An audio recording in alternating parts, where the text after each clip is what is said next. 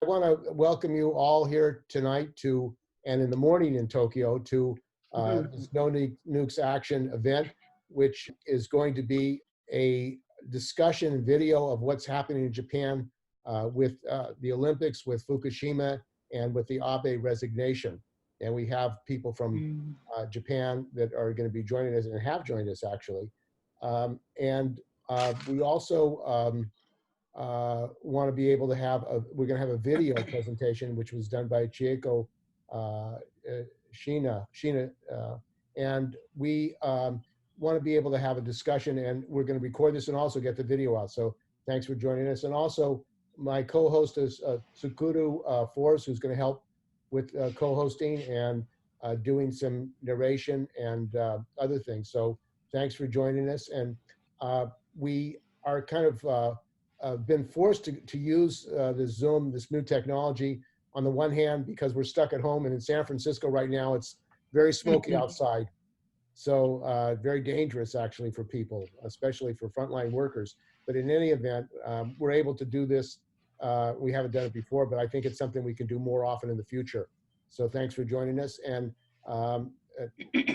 our first speaker is going to be Chieko Shiina, who's going to talk a little bit and introduce her video. So welcome, Chieko Shiina, and Tsukuru can translate. So welcome all. 千恵子さんからビデオの紹介と、短く紹介していただいて、その後、ビデオをまず最初に流します。はい、わかりました。はい。皆さん、こんにちは。ごめんなさい。つくるさんがトランスレートします。翻訳します。通訳します。はい、どうぞ。はい、サンフランシスコの皆さん、こんにちは。私たち福島は10年目を迎えますが、まだまだ原発事故など終わっていません。いろいろな形で私たちを不安にさせ、事実、高い放射能が各地に残っております。で、私たち自身が、いいですか？はい、すみません。はい、はい、はい。Hi everyone. で、はい、記録をしたいと思って DVD を作りました。はい。Hi everyone. I'm speaking from Fukushima, and Fukushima is in its 10th year since the nuclear accident, but the aftermath of accident is far from over. And many things make us worried and make us anxious about the future. So we made a video to let you know and inform you about the realities of Fukushima today.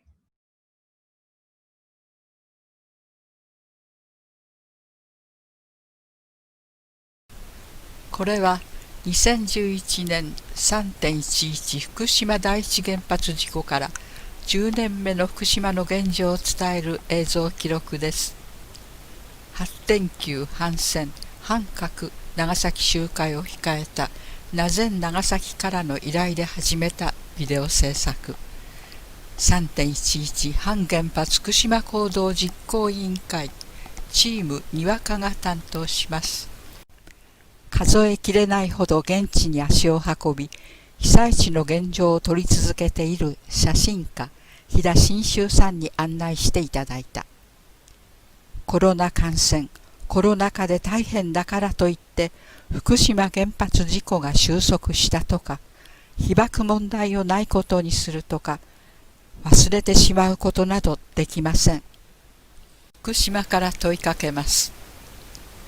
この6月、国は除染とインフラ整備を一体的に実施するとしていたこれまでの政策を一変し、飯舘村の要請を口実に帰還困難区域の除染なしの避難指示解除を言い出した。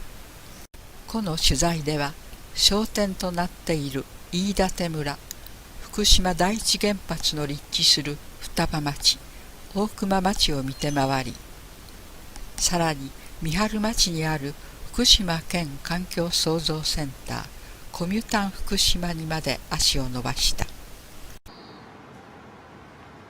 福島市を出発して飯舘村、双葉町、大熊町、最後に三春町コミュタンへと参ります。今から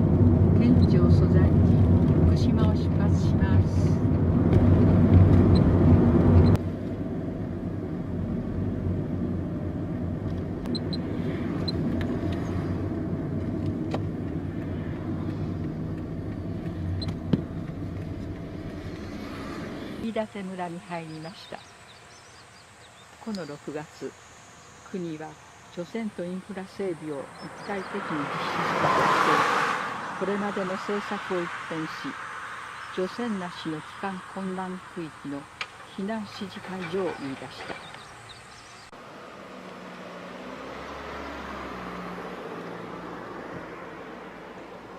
阿武隈山系の山間地に位置する飯舘村。事故前は冷害に悩まされながらも自然の恵みを豊かに取り入れ、丁寧なマデイな暮らしをするマデイな村として、いわゆる村おこしに成功していたところです。原発からは30キロの距離にあるが、2号機3号機が次々爆発した頃に、そこから北西に流れた放射性プルームが村を通過した。行政による避難指示の遅れからは、村民は大きな被爆を強制された。その後も中央直轄で復興を進めてきた自治体。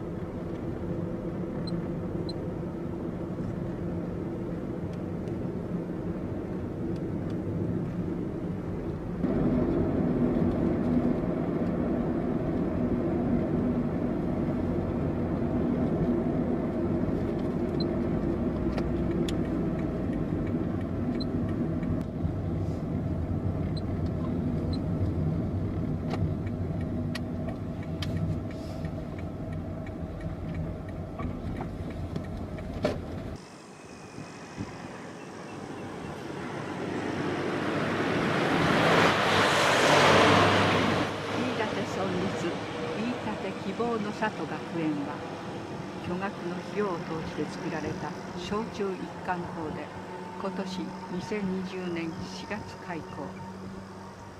道を挟んで巨大なグラウンドも広がっている。生徒の増加が全く望めない山間過疎地、加えて被爆の危険、それを冒してまで何故こうした学校が。生徒数が65人、県の指導で複式学級ではなく各学年1クラス、手厚い体制でやっています。生徒のほとんどが村外から全員がスクールバスで通学していると副校長が話してくれました。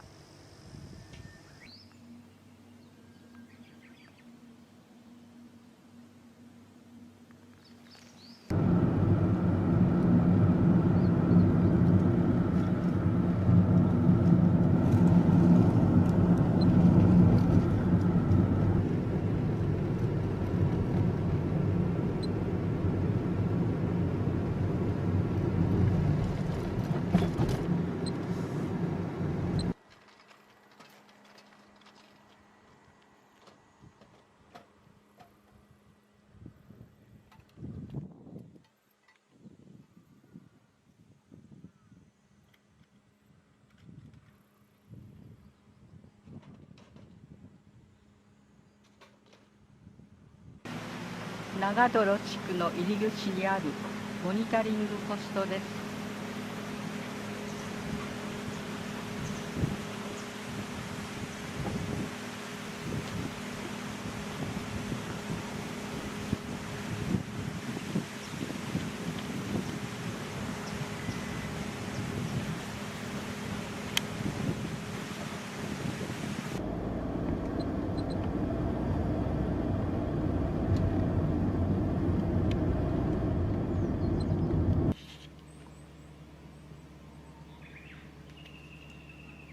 飯舘村で唯一帰還困難区域に指定されている長泥地区。ここでは国による特定復興再生拠点の整備も進んでいる。菅野村長はこの長泥地区に復興公園を整備し、除染なしの帰還困難区域の避難指示解除を要望した。国はこれを例外として検討すると表明。その後、飯舘村は双葉町、大熊町、浪江町、富岡町、桂尾村との協議会を脱退。菅野村長は無責任にも9月の次期村長選に出馬しないことを表明した。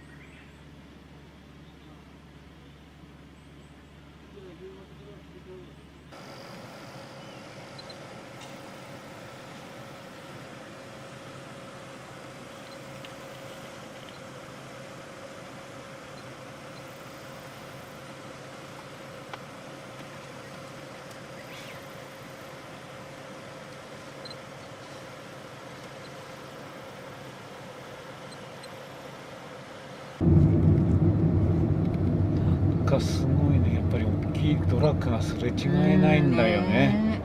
すごいね。対馬地区。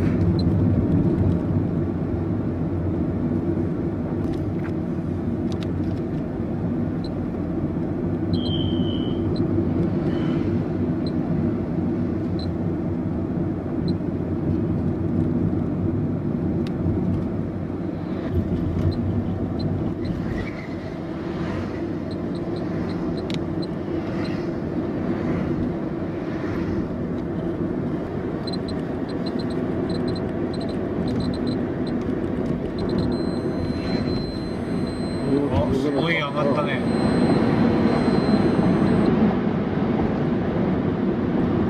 いくらになってんの？0.6。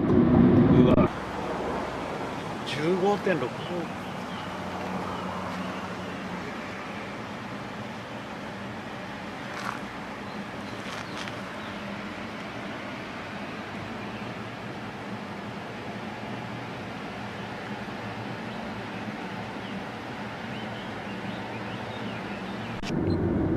ああいうところがすごいよね。これ川にこれ。ああ、そうです。まあいいよ。いやいやいやいや、触りがあるこのプレコンバッグ。川の中に置いとくってなんかすごいね。あの川の水を誰か飲んでんだよ。うわ困っちゃうな。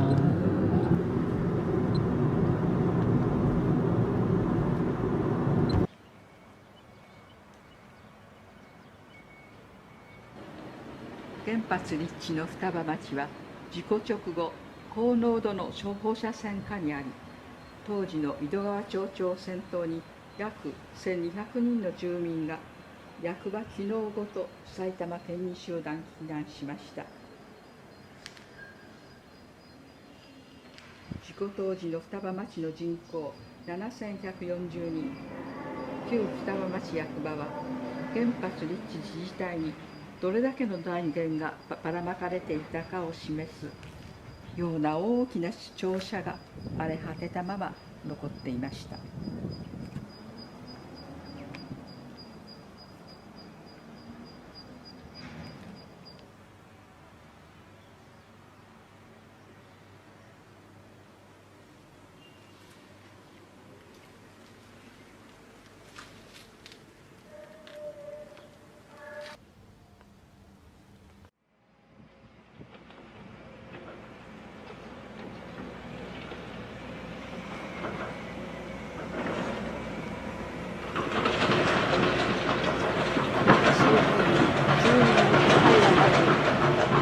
閑散としている歴史を誇る伝統工芸のだるま市は、原発事故後避難した各地域で分裂でなく開催されているという。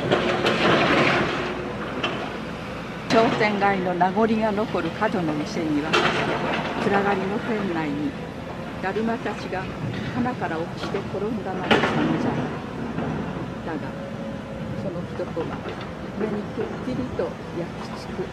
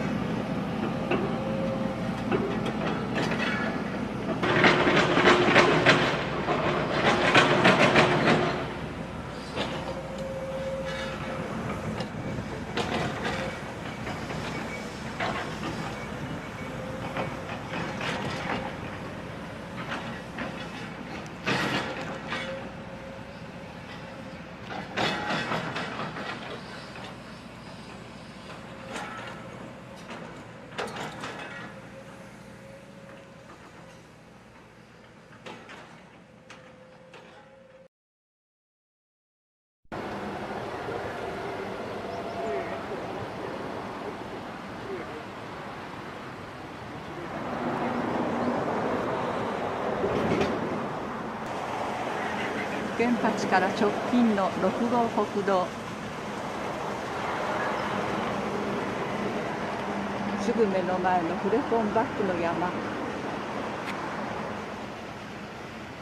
そしてここからかすか遠く見えるのが、そう何キロメートルでしょうか、原発の排気塔です。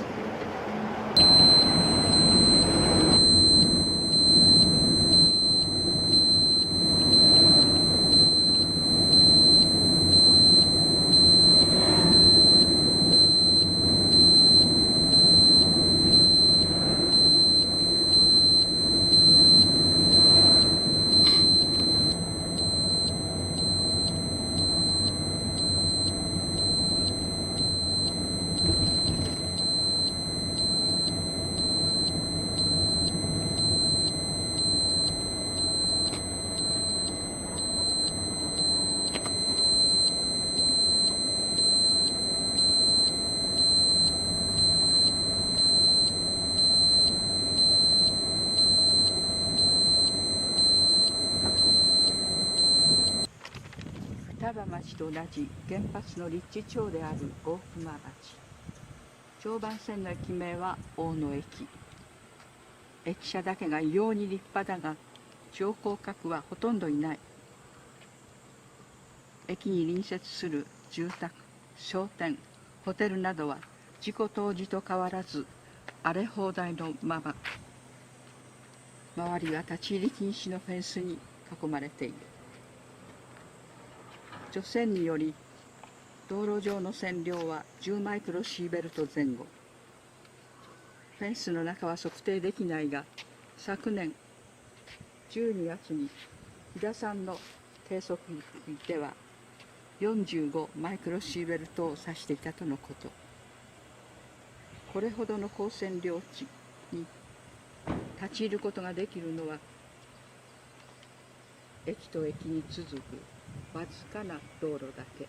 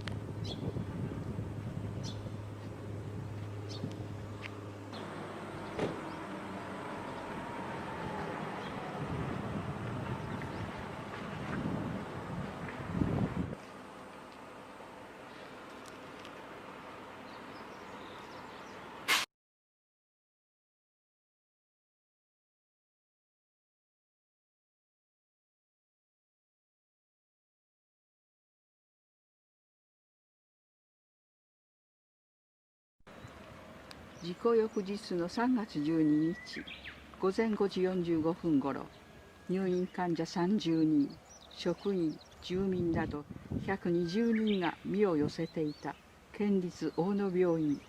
ここにも県から避難指示命令が出された。できるだけ西へという指示だった。病院建屋は今も当時のままで残っている。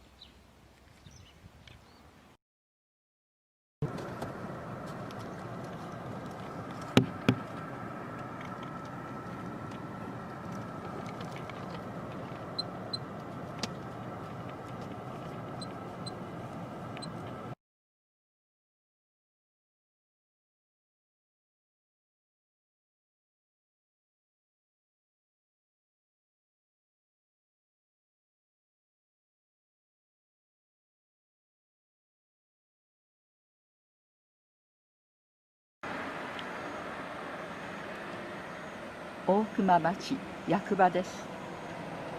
事故当時、11505人の大熊町町民が全員町外へ避難を余儀なくされました。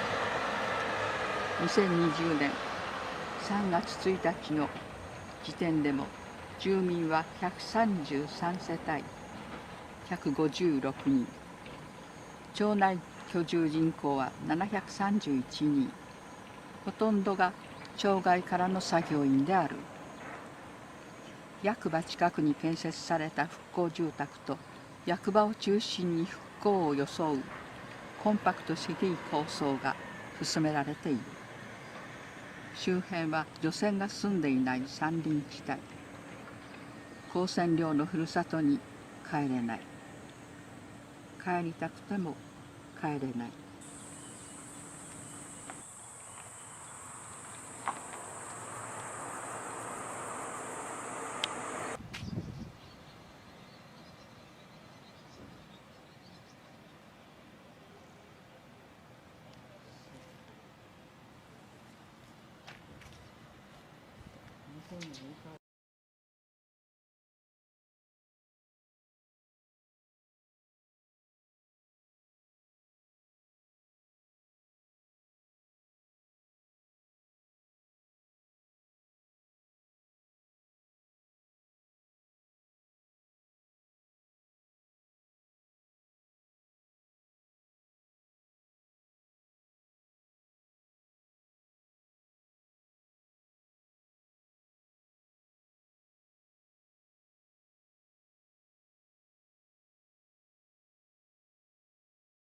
福島県環境創造センター交流とコミュタン福島。県内の小学校5年生は個々で 3.11 事故のこと、放射能のことを学習することがすでにカリキュラムに組み込まれている。自然界にはもともと放射能があると強調され、放射能、原発安全安心説が子どもたちに刷り込まれる結果となっていることは否めない。いわば放射能副読本内容そのものとしてこの塔が立っているのである。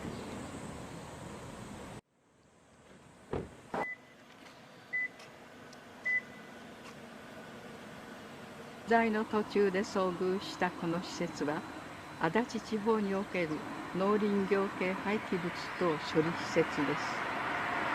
ここでは 3.11 事故後、除染で出た可燃性の廃棄物を焼却して原料化しています。県内各地にあるのですが、この処理によって濃縮された煙や灰の行方が気になります。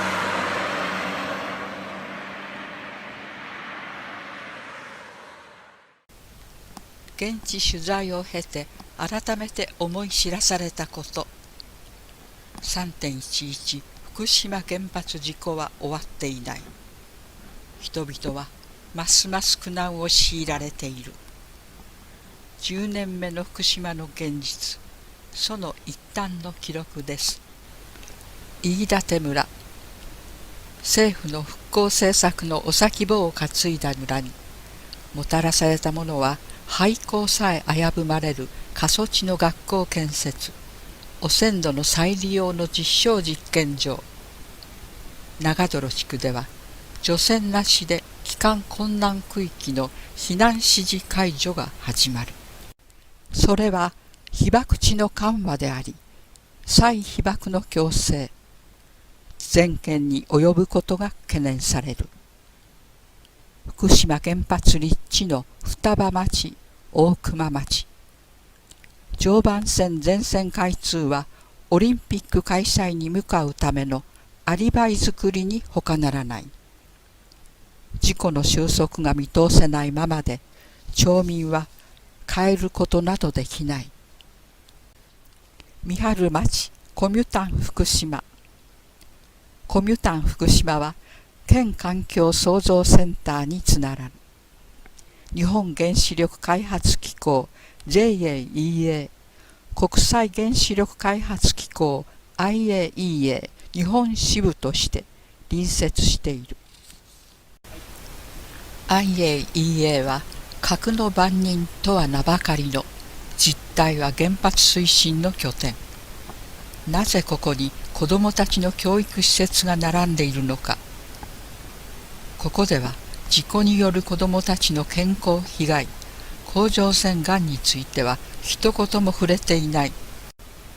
福島の怒りのマグマはふつふつとたぎっている。トリチウム汚染水海洋放出問題。画像にしにくく取り上げることを断念。だが福島県の21市町村議会で反対決議や意見書が出ているほどの大問題。いわきをはじめとする全国の漁業組合も反対の声を上げている。福島原発事故は収束していない。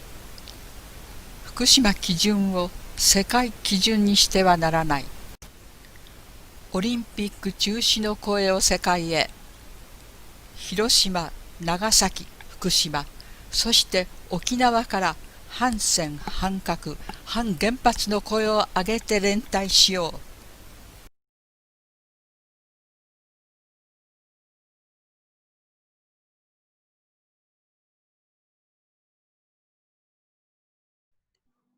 Now we're going to go to some of the other speakers. First one is Shoko Tamita, who is with Nazen in Tokyo and has been working to defend people in Tokyo and to educate people about the nuclear disaster and against the Olympics. Welcome, Shoko. Nazen in Tokyo has been suffering for doing a movement about Fukushima because of this COVID-19 thing going on. 毎年東京の反原発運動の柱として一番力を入れている保養運動というのがあるんですけど、保養も英語で言えないから日本語で、but like なんていうんだろう、evacuate from radiation for the mainly for the children in Fukushima to take a vacation for like over 30 days per year is better for their body to get radiation out of their body. So our movement is to take them out of Fukushima for like only like 3 or 4 days, but summer vacation and invite them to Tokyo or either other prefecture to give them a good time and for their mothers to have good time to, you know, talk about what's going on in Fukushima because they can't really tell their truth where they actually live in. They are more limited to talk about radiation live with their friends. So, but this year we had to cancel all this movement to invite them to Tokyo because of the COVID-19. And so we are going to have a meeting today. Actually, coincidentally, today we're going to have a meeting with our comrades in Tokyo to also like doing online with the mothers in Fukushima so they can talk about things that they're thinking about recently after radiation and COVID-19. So we actually don't know what we can do in this COVID-19 situation about this movement, but we are going to gather and talk about it tonight in Tokyo. Thank you. And Yosuke Oda?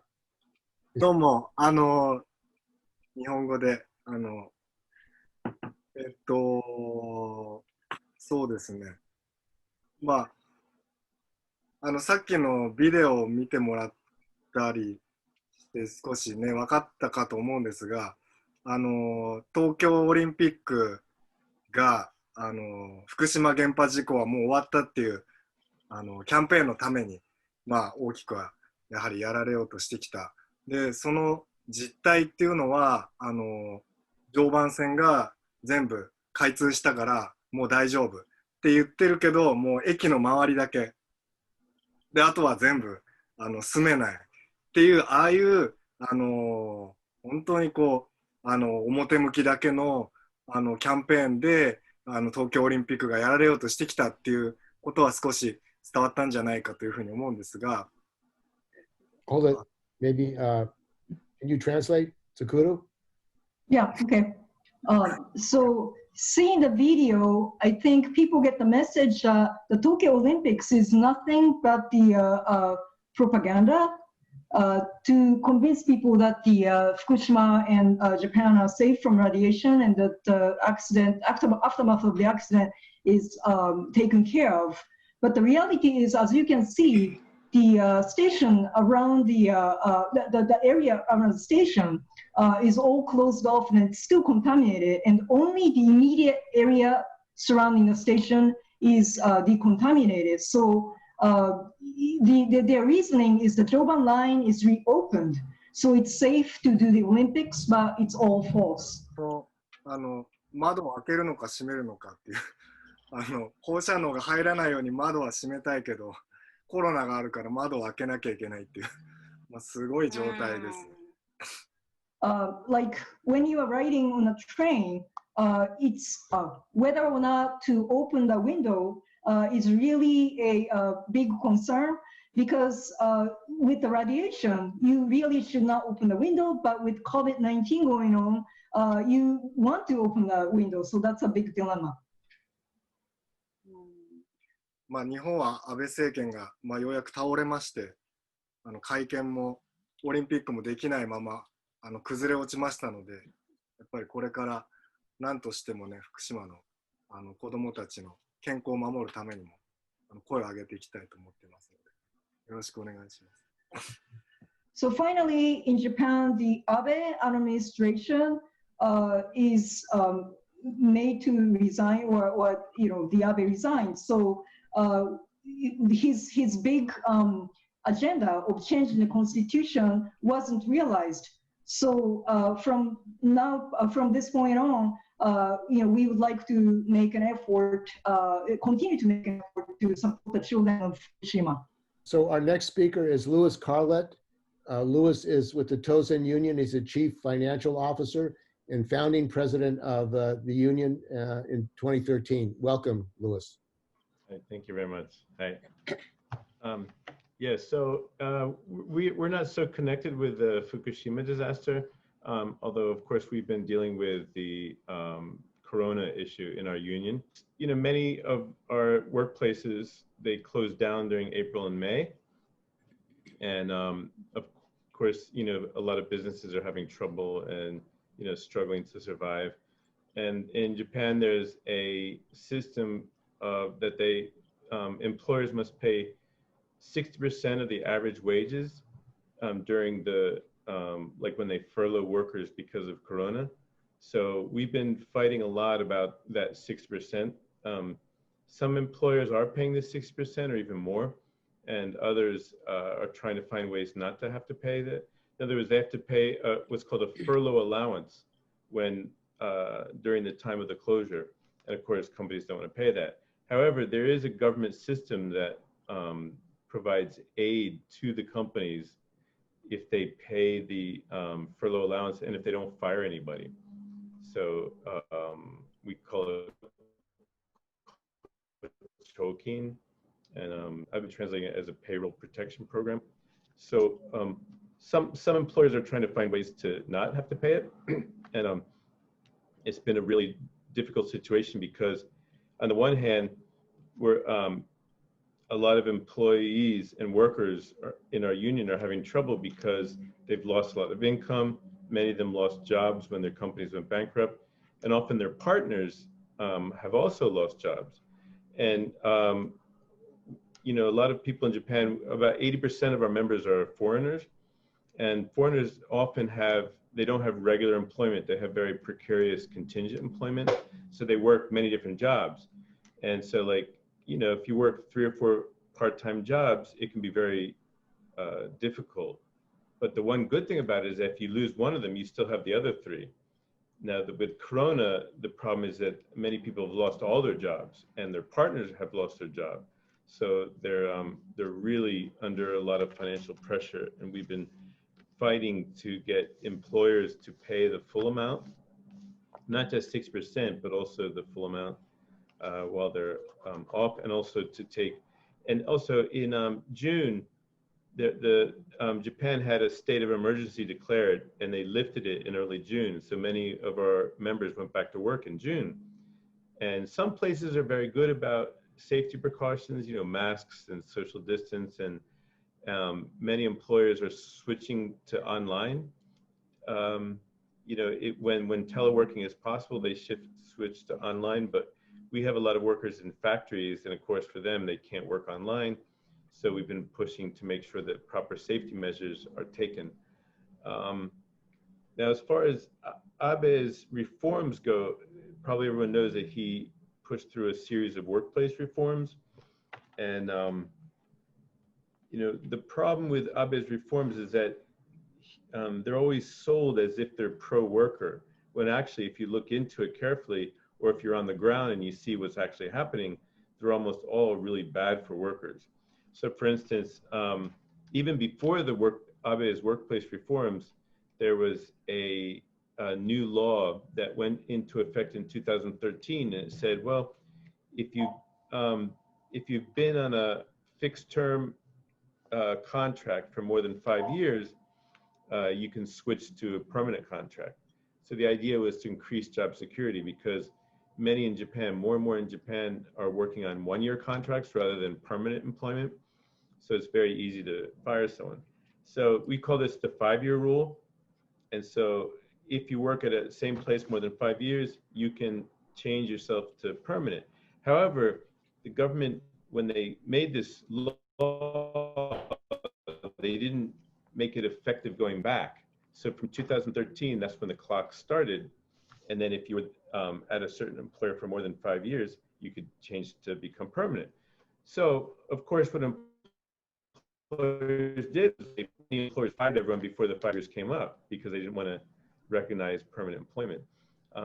So most of the reforms that came later from Abe were very similar to that. So for one example is that they said, okay, up until now, there was no limit on the number of overtime hours. There was a kind of a general guidance of 45 hours. And so Abe came out with and the ruling Liberal Democratic Party came out with a new limit on the number of overtime hours. So you think, wow, there's finally a legal limit on the number of hours you can work overtime per month. The problem was it was 100. So the limit was 100 hours of overtime per month. And even though it was the first ever limit, it kind of encouraged, you know, a really dangerous level of overtime. In fact, the Ministry of Labor's own guidelines say that 80 hours is a dangerous point. 80 hours per month of overtime represents a dangerous threshold beyond which, you know, you risk dying from overwork, which probably everyone knows is a big issue in Japan. So on the one hand, they put a cap on overtime hours, but the cap was ridiculously high, in fact, dangerously high. Other workplace reforms were, there was a, what's called a co-pro, or is high-level professionals. And what this is that if you make over 10.75 million yen per year, which is about $100,000 a year, if you make more than that, your employer doesn't have to pay you overtime. And so up until now, there was no threshold beyond which you wouldn't have to get paid overtime. So of course, this is good for employers. And of course, we suspect that later that number is going to come down. You know, the number beyond which you don't get overtime pay. And of course, later they can slowly, gradually move that number down until nobody gets paid overtime. So that's a common theme that the Liberal Democratic Party has done, is that they present things that are pro-worker or that don't seem so bad, and then gradually they make it worse and worse and worse. It's the same with worker dispatch law. Let's see. Another thing is that they're doing is that they're making employers make workers take 5 days of paid leave. People might know that in Japan, even though workers have the right to take paid leave, they often don't. And so the idea is, well, okay, we're going to force them to take 5 days paid leave. So it sounds like another good thing for workers. And you think, wow, that's great. They're actually going to make workers, they're going to make employers make workers take paid leave.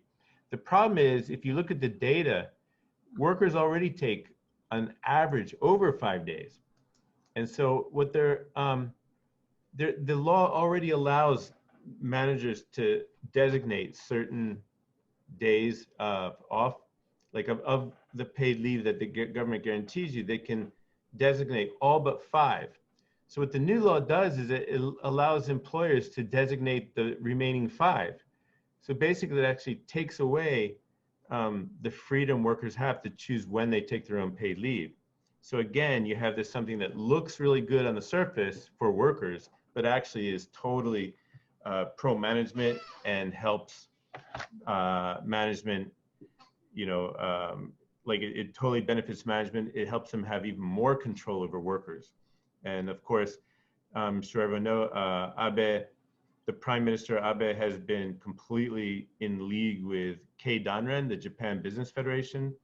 And basically, they're the ones calling the shots. And personally, I'm not that optimistic that because Abe is resigning that anything will change. I think the next Prime Minister, if it's Suga or whoever, I think in terms of labor and labor rights, I think it'll continue to be a gradual attack on labor. And so we're very, you know, we're very geared for that. We're not, like, at least in our union, we're not celebrating Abe's fall because we think it's not going to change with the next LDP leader. So. Okay, thank you, Louis. Yeah. For your report. And our last speaker is Sarah Yamasaki, and she's a journalist who has been trying to come to the United States, but has been prevented by the Japanese government. So welcome, Sarah, to this panel. So first of all, let me express my many condolences to the victim and firefighters and labor union of firefighters who has been deceased or had a respiratory problem after 9/11, volunteer working as one of the survivor of September 11, a week of September 11, and it's been 19 years, and I've seen the news video that broadcasted yesterday. I mean, today in San Francisco time, they had an event over there. But well, what can I say? Because I myself was a political prisoner because of 9/11, and I must say, there's other journalists thrown into a jail because of the reports trying to tell the truth, what really happened on Ground Zero at that time. So this is my 19th anniversary, my survival anniversary. Yeah. Well, we're glad you're with us. I'm glad I'm survived and meeting with you, talking with you all. And can you see these huge woods behind of my scene, behind of me? This is, here is a Shinjuku Gyoen National Park, where Abe, Prime Minister Abe, had a cherry blossom festival each year. And my studio, a music studio, is right next to the main gate of Gyoen Park. It's only like 30 foot from here. So I've seen everything what really happened. Each year I brought my video and taking a video that train of many buses with carrying supporters, Abe supporters from Yamaguchi Prefecture, and let them stay in a hotel near Otani. And Prime Minister Abe paid and invited them as a guest using our tax money each year. So then special police is called SP kicked me out and it took my video and forced me to erase all the video. So then I stopped going 12-19. Last spring when I had the Cherry Blossom Festival here, I didn't join. I was not shooting and I didn't join. Then the news came out and all the scandals came out. So then I had a proof with my video, but it's been erased. But this is what actually taken place. And isn't it interesting? And also at the same site from my window, I was watching and videotaping of Abe's resignation day. That means both August 17th and a week later, August 24, Monday 24th, he went to Keio University, which is only 2 blocks from here, and he had a whole checkout.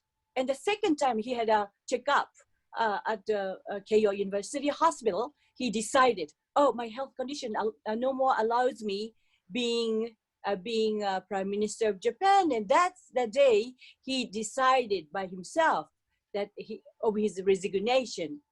And when he came out from the hospital, I could see 5 black cars, including the 4th one with Prime Minister Abe, came to the corner, and I was shooting from my window here, and he left for house. So that's interesting. The day huge scandal being created each year at the gate that's only 30 feet from here, I was not allowed to take photos. But that's one of the cause made him decide to leave his position as a prime minister. And the day his health condition no more allows him being a prime minister was August 24th, he decided. Then I've seen the day he came out from Keio University Hospital. But at the same time, Litera and other net newspaper reports, well, but however, Abe claims that his health condition got worsening July, and it's declined worse and worse, that he explained. But in Japan, daily newspaper, general newspaper reports what's going on, who prime minister meet, and where did he go for dining out. We know him minutes by minutes from in the morning until he went home. So then, according of the schedule of his mid-July and to August, he went out every day, his friends, his staff, his pal, to eat beefsteaks, yakiniku restaurant, sushi bar. So he had a quite good appetite. Some of the journalism criticized him. Oh, despite of his appetite and his condition worsening, maybe there are other reasons. Could be reasons that all of a sudden he just wanted to giving up his job. Maybe he explained at his conference. Anyway, he himself claims that he was sorry that he couldn't achieve to have a peace treaty with Russia or adoptees. He could never get the rest of the North Korean adoptees brought back to Japan, even though he had promised many times. And they all of the victims' family, abductees' family, supported him politically, helped his election, but he found out himself he can no longer pursue his promises. So then he just ran away. That's another criticism. How do you think? That's my report. If you have any questions, it's welcome. But Okay, thank you. yeah, what would you think? What do you think? There's Well, so many. that will open it up for discussion and questions and comments. So thank you for the report, and let's open it up since we have other people here who have questions or comments. Would people like to speak?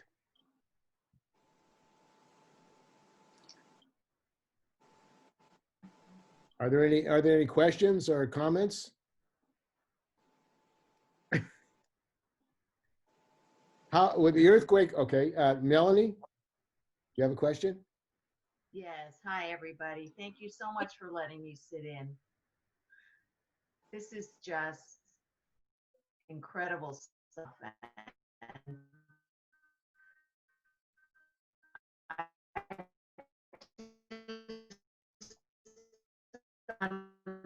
And or is there a way to know this? And the United States and the people of the United States need to know this, all of it. What was your question again? Indeed. How there's alternative news sources that I know that would pick up this stuff and send it out there into the universe, specifically Democracy Now! Sarah, have you sent the stuff to them?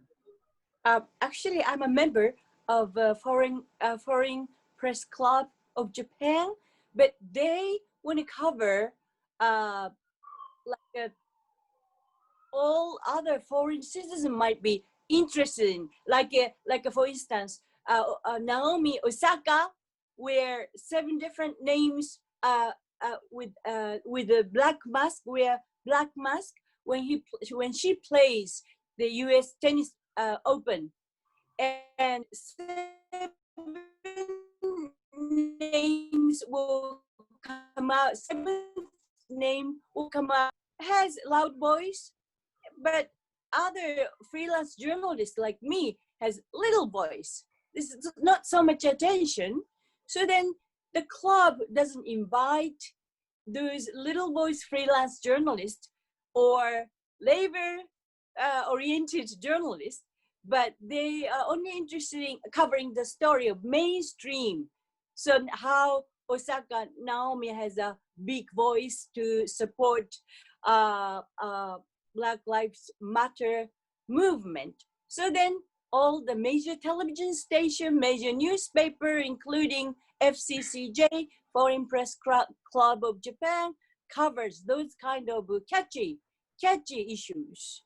But these down-to-earth information, like merely small, humble journalists like me, they don't release widely, and they don't invite me as a speaker. They're not interested in, but I've seen all of those reality just sitting by, watching from my window, and it's important. But special police is so suppressive. They suppress all the journalism, especially freedom of broadcasting, freedom of journalism declines during this Abe administration, the past 8 years. Unfortunately,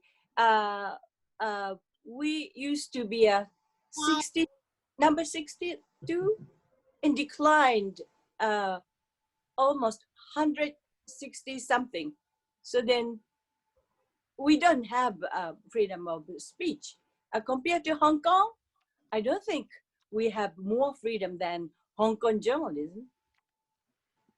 My concern is the nuclear stuff, and I think there's a huge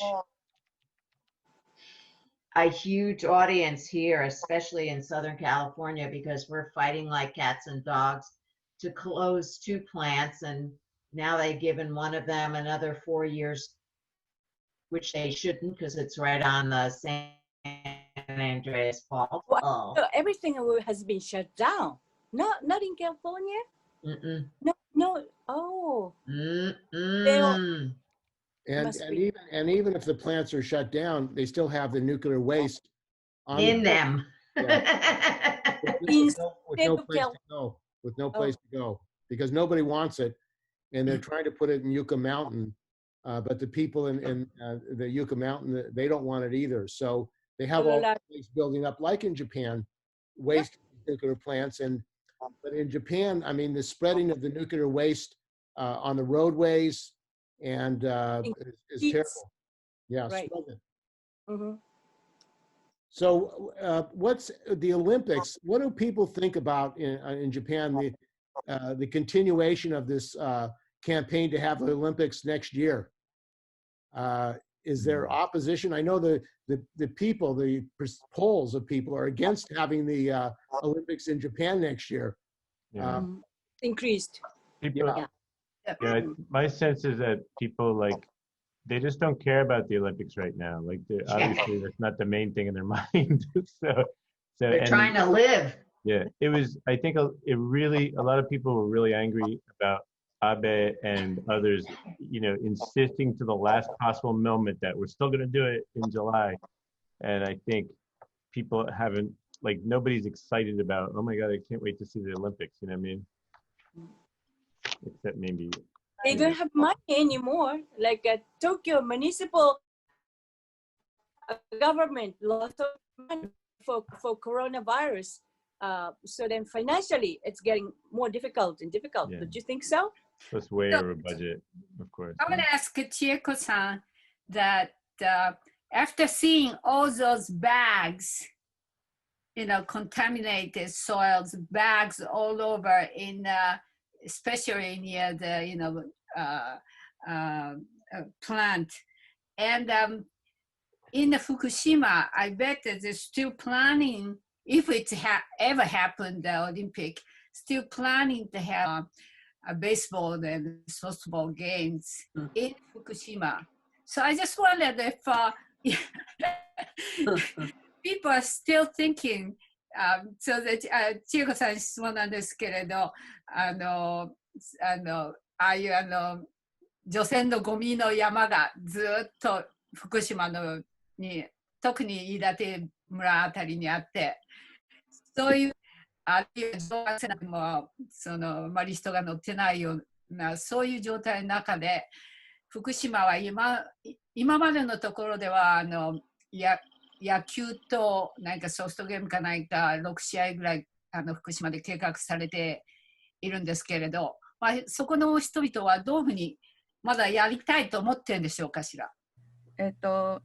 一応オリンピック延期となってあと1年後にっていう状態ですけども、それは例えば中止に追い込まなきゃいけないとまず思っている。しかしなかなかそれが見えない状況でもある。でその子どもたちが野球とかソフトとかにそのリハーサルというかそのセレモニー的に駆り出されているっていう事実が昨年はありました。はい。ということでまだその心配、被爆の心配はあります。オリンピックが中止になってない限りは。で同時に福島の人たちは復興キャンペーンの中で本当の声を上げにくい状況です。しかしちゃんとお話をすればみんな怒りを持っている数多くの人がまだまだ終わってないよっていう現実はあるのです。でそれを私たちは表に出す、本当に心を許して本当のことを話しようという状況を作っていく、想像していくことが重要だと思っています。いいでしょうか。スクールさん、maybe unmute.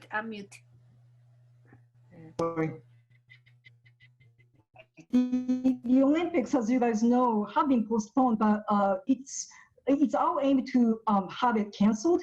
I just don't know how to go about that. But the reality is last year, for instance, children are forced to participate in ceremony and rehearsal and stuff like that.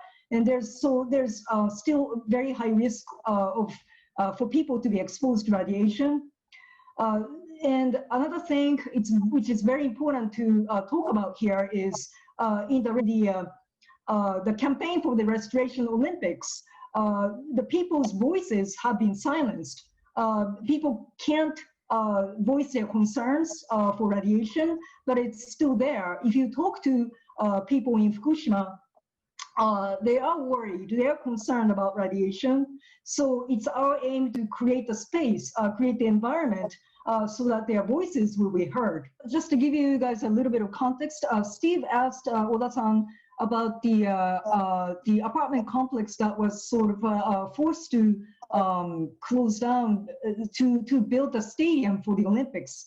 So he was asking about that, but the Oda-san said she's not very familiar with that issue, but if she's to talk about the people's reaction, especially people in Tokyo's reaction to the current situation, is that the ordinary people, not the activists like us, but ordinary people are having doubts about whether we should have Olympics. And there's this general consensus, general mood that it's impossible to have the Olympics. So some people, some organizations are doing the signature campaign to cancel the Olympics right now. There have been many signatures and comments collected. But of course, IOC and JOC pretend not to see the reality like that. Let me tell you something. I live only 200 meters from new national stadium. 200メートルのところに住んでるんですね。I've been construction and all the problem and the evacuation, all of those things, the past 5-6 years, I've seen from my window, from my house. I observed everything. I tried to oppose and raise my voice, but it was so quick, just like that. They just destroyed the whole area for the Saikaihatsu renewal. And that was so quick and stopped because so much opposition and problem, budget problem, JOC, IOC problems, and Koike's new elected municipal governor. All of those problems made all the construction stopped for 4 years. 私の住んでるところとこの事務所は新しい国立競技場から、let me translate by myself、200メートルしか離れてないところで壊すのは早かったんですね。あっという間に全部青年館も含めてJOC のビルも含めて全部壊して更地にしてしまった。そして霞ヶ町霞町アパートメント there was a huge complex old apartment that was more than 50 years after the last time Olympic, and they destroyed the whole site were destroyed. That was connected to the national stadium located south side of the stadium. そこは国立競技場の南側に隣接している4棟になる霞町アパートメントという非常に大きな公営住宅だったんですね。で、その人たちもあっという間に追い出したけれども、JOC と IOC の問題や小池さんがいろいろ予算を見直していったり、予算を減らすと言ったりする間2年間、壊すだけ壊して、更地のままほとんど建設がもう始まらないまま放置されていた期間が長かったんですけど、かわいそうにそこに住んでた人っていうのはもともと今のこの国立競技場が64年のオリンピックにできるときにそこのエリアに住んでた人たちが追い出されて国によって与えられたアパートメントだったんです。それが前回のオリンピックの時建てられたのが古くなったので、オリンピックを口実に一帯を再開発して今素晴らしく美しい巨大なビルが一つ建ってますけど、そのために追い出されたんですね。Let me translate by myself for Steve. Steve, there's people who used to live Kasumicho, a public apartment. It was a public project. Has been kicked out just because that under the name of new Olympic game, and the whole complex was destroyed so quickly, promptly.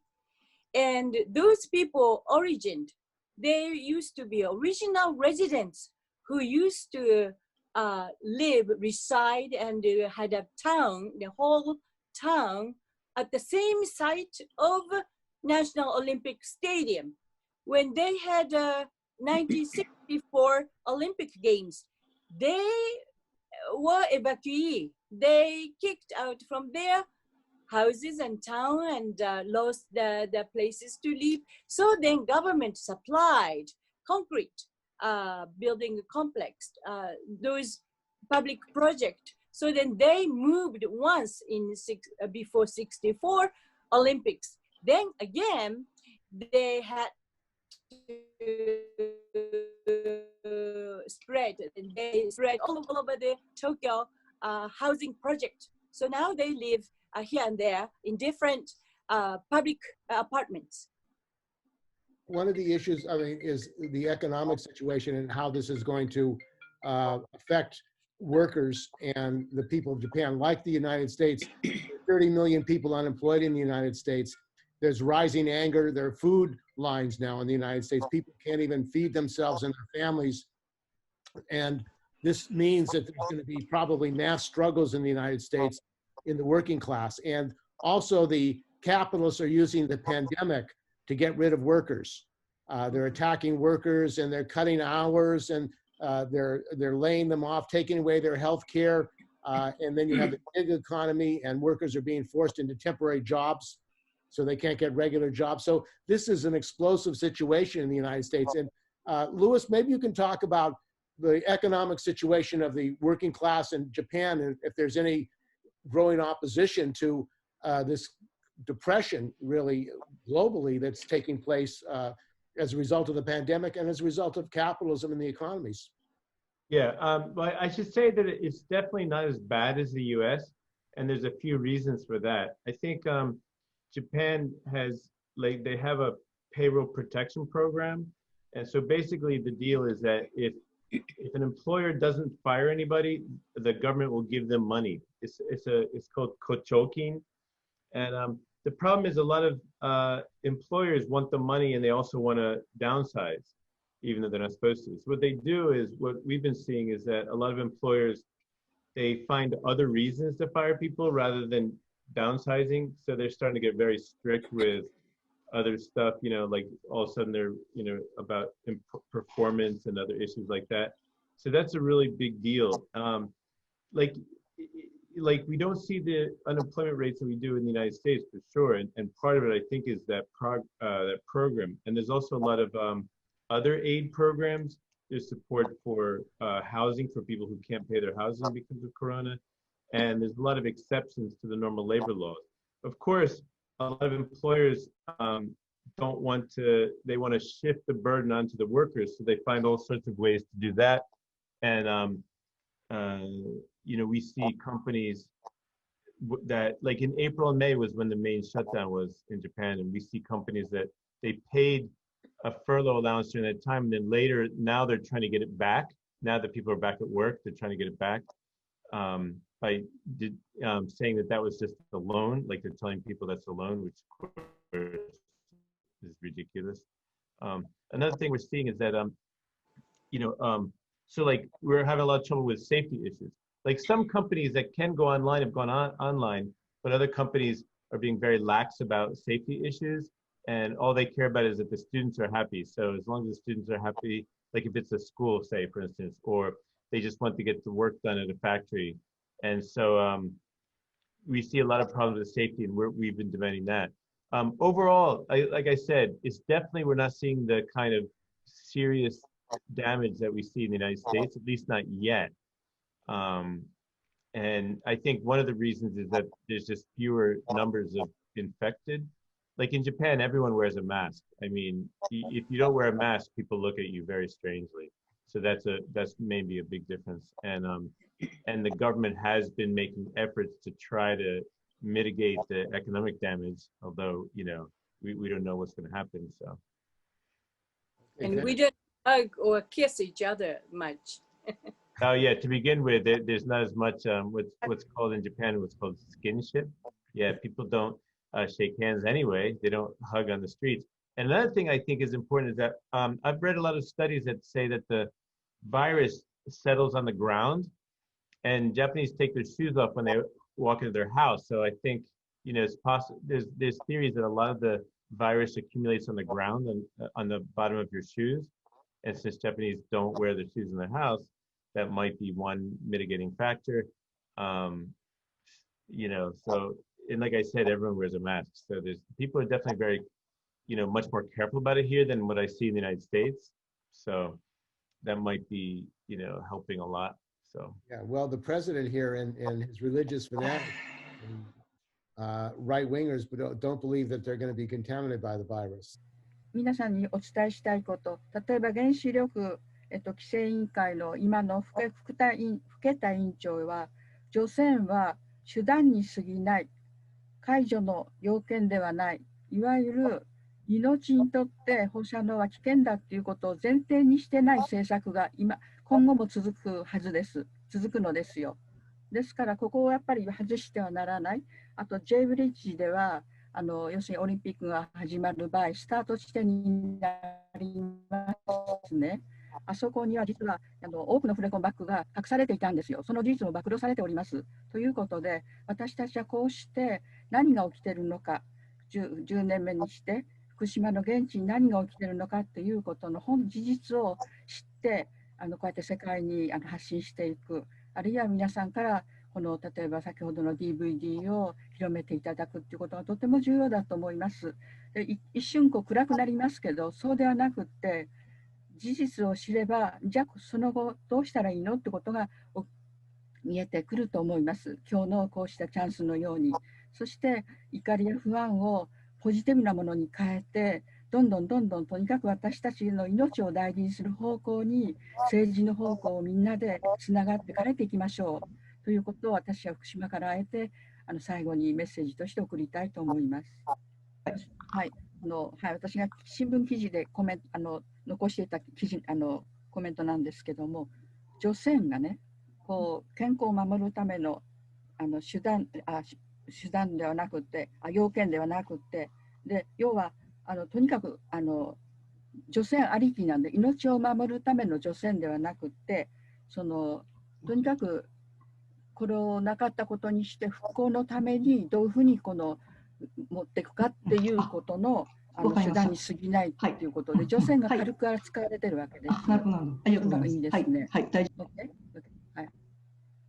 Okay, so yeah, so she was saying the 除染なしの解除がどんどん進んで。Yeah. So in the video, there was this thing about Ida Temura. The evacuation order is released without decontamination.